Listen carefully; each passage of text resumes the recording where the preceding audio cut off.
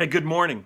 This past week I was working in Texas, San Antonio, and I knew I'd be getting out of there late last night and make a connection in Atlanta to get home to Columbus. So I get to Atlanta, some flights were delayed, horrible snowstorm, as a lot of you know, going up the East Coast, all up to Ohio, Pennsylvania.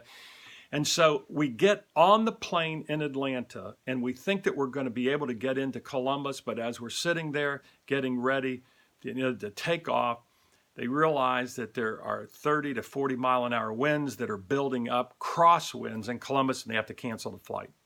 So as we get back and we get off of the plane, there are several people that go up to the desk, and you could see they're going to make it their job to bitch and to whine and complain. And oh, by the way, we're going to be loud enough so everybody in the whole place hears it. It's bad enough that, we're going to probably be there the night, because they were telling us that they could get that plane out first thing tomorrow morning, this morning, Saturday.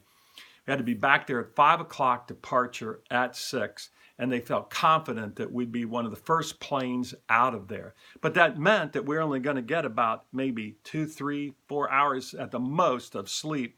So they offered blankets. Wasn't ideal by any stretch of the imagination. But I got to give this guy credit. He comported himself with excellence, man. He was trying to serve everybody and keep everybody happy. They brought snacks in, coffee in. 5 o'clock this morning, the same thing. And then the opposite of those people at the desk is you've got this beautiful, about 80-year-old couple there, and another younger couple came over at night and tried to help them make a decision about what they needed to do, made sure that they had blankets. People were pouring coffee for the young mom with the 2 kids and trying to help her. So as we always say, you got about 120 people there. It's like a little mini microcosm of what the world is like.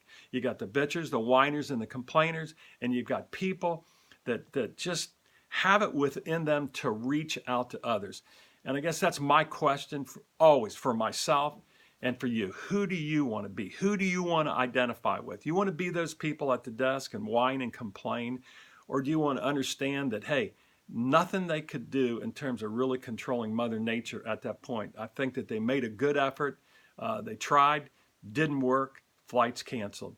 So who do you want to be? Hey, I hope you've had a great week.